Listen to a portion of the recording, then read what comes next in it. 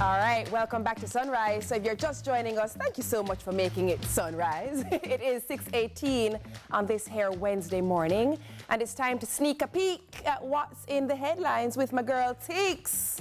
Hey Teeks. Oh, I'm waiting. Giving us shoulders and cheeks. I'm waiting. Nothing's happening. Okay, Yeah. no worries. No worries. There you go. There's your shot. Oh. Good morning. Oh, you better work, Teeks. I heard you guys talking about the modeling and the posing. So you were practicing back there? Oh. Serve. And knock who? TK is coming for you. I saw. Yendi, we'll talk afterwards. You know what, TK? It was a lip quiver for me. oh, they're not ready. They're not ready. They can't afford me. Oh, let's jump into the headlines, Please, shall we? let's do it. Let's do that. Let's do that instead of this. Yeah. All right. So, well, first up, good morning, YouTubers. I know you're there in the comment section. How you doing? All is well? Great.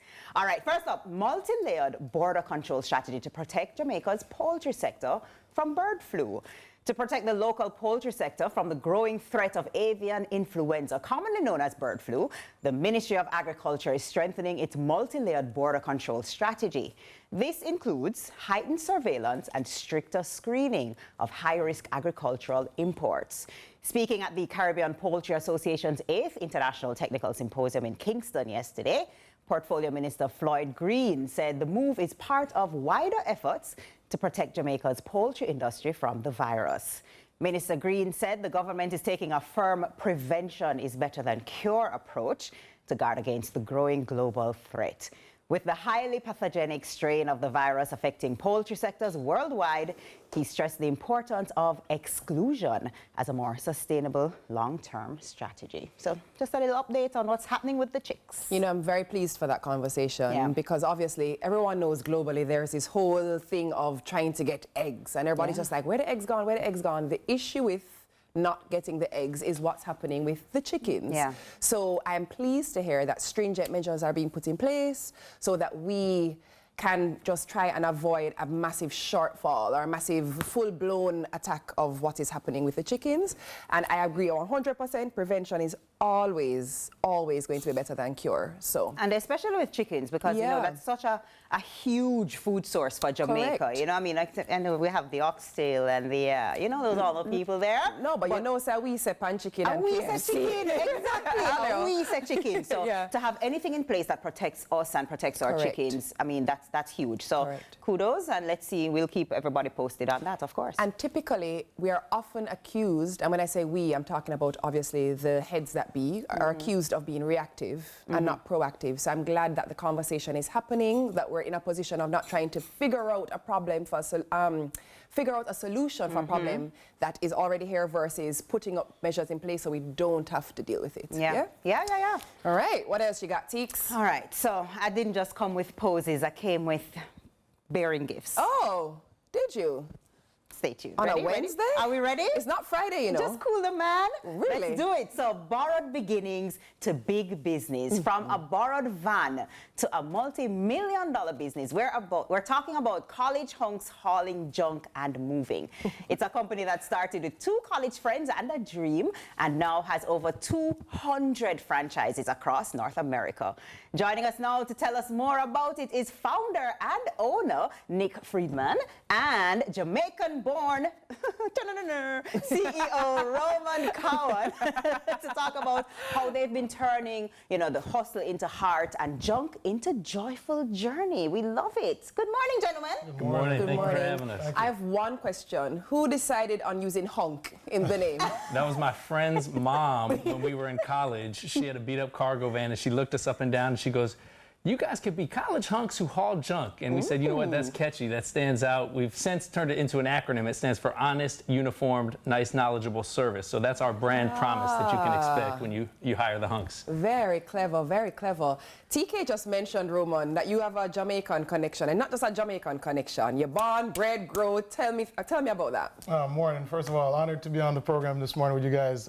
Born and grew in Jamaica. I actually took Nick up to where I grew up just yesterday in Lawrence Tavern. And then I ended up, my formative years were in Portmore. So spent a long time here. I immigrated to the U.S. when I was 18. Okay. Went to Campion College in high school.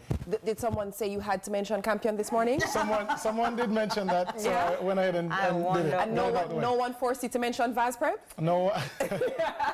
Did track and field at Valsprep as well. Shout out to Valsprep. What haulage, junk, moving, what got this business started? Well, like I said, I was in college shortly before meeting Roman, and a buddy of mine and I were home for summer vacation, and his mom was like, you know what, you're not going to be sitting around the house all summer. Go out and do something. And we always aspired to be bigger, so we went and bought a 1-800 number to make ourselves look big. We put it on the back of the truck. It was still routed to our cell phone, so we were doing all the work ourselves. People would call to complain about erratic driving, and I'd be in the driver's seat saying, oh, yeah, we'll fire those guys when they get back to the office. You know, probably fired ourselves 3 or 4 times that first summer. We decided to franchise the business, which is what's allowed us to expand into other markets. We have 200 locations, as you mentioned, across the country. But it wasn't really until we met Roman when he was a senior in college that we realized he was the X factor. You know, I can trace the business success to before Roman and after Roman. I call him Roman numerals because he knows the numbers.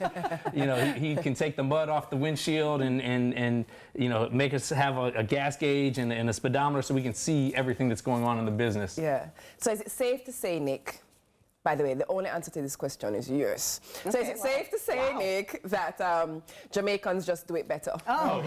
That's a hell yes, because Roman showed me where he grew up and showed me the real Jamaica. Of course, you know, coming from the States, I've been to the tourist sites, but he showed me, you know, where he started, and to be from those humble beginnings and then to be where he is running a $300 million company in the country, you know, in the United States, it's really what we, you know, aspire to, you know, see and is an example of the American dream, really. So where are you from, Nick? I'm from Washington, D.C. originally, but we're in Tampa, Florida now, headquartered in Florida. And this university college that you're talking about, which college is that? Well, it's 200 markets all across the country now. No, where did you guys go to school, I mean? Thank you. So I went to a school called Pomona College. My business partner went to University of Miami in Florida. I went to UTampa. That's where we met. Yeah. Oh, you went at UTampa. Okay, Yeah, so that's what I was wondering, the connection. So okay, great. yeah, thank you. For the way we connected, he was at University of Tampa as a senior and did a case study competition. I'll let you kind of finish that story. So first of all, he's very humble. He makes it seem like there was a pre and post Roman, but honestly, it's been a partnership this entire time. We've built a really amazing team, and that's what's allowed us to grow and exponentially have so much success over the years. But at a case study competition, the entire graduating class got to present on college hunks. When they walked in wearing orange and green. And those are my 2 favorite colors. You guys know it's connected to Jamaica in many ways. But the 2 founders, and they just kept talking about how much they love and wanted their franchisees to be successful, and that resonated with me.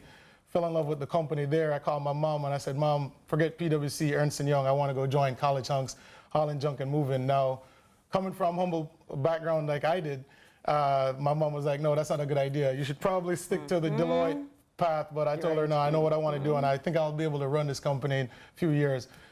He actually said, in this case study, as a senior in college, he looked at me and Omar, he goes, one day I'm going to be the president of this company, and Nick and Omar are going to be the beach drinking pina coladas. So we're going to have to reenact that pina colada scene sometime. And you're in the perfect location to reenact the scene.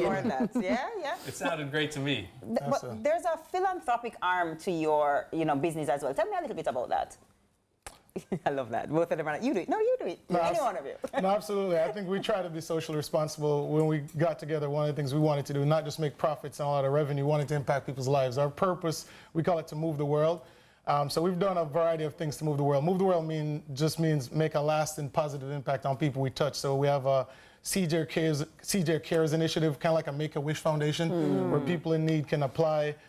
We put funds into it. Our franchisees contribute, and we ultimately help a lot of folks.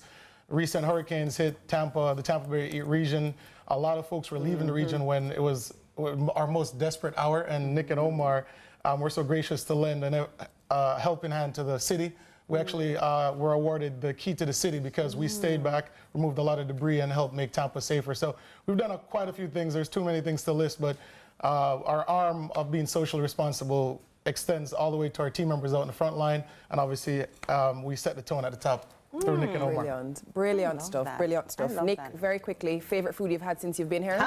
Oh, the Aki saltfish. Oh, good answer. What did we have last night? The fried Bammy. fried Bammy. That was pretty good too. Bammy has done it for you. Yeah. Good answer. Is there, Good answer. other than the pina colada, is there a beverage of choice that you've been like, yeah, give me 2 more of those? Well, listen, Roman took me to Uptown Mondays on Monday night. All right, thanks so much, ladies and gentlemen. That's been morning TV for you. I told you he showed me the real Jamaica. Yeah, so yeah, he yeah. had to show me the full spectrum here. So did you lean up on a speaker box? I wasn't on a speaker box. I was on a table, but I think it was rum punch was what the question was about the beverage. So. Listen, most importantly, you sound like you're having a fantastic experience, which is a perfect thing because it's work-life balance, right? Yeah, absolutely. But kudos to you guys. Keep doing what you're doing. Excellent work. Roman, big up yourself. Good job. Good job. Appreciate you guys Nick, on big this. up yourself too. Can't leave you out of the Thank big you, ups. thank All right, we love a good started from the bottom, now we're here story, right? So big thanks to Nick and Roman for passing through the Sunrise Studios.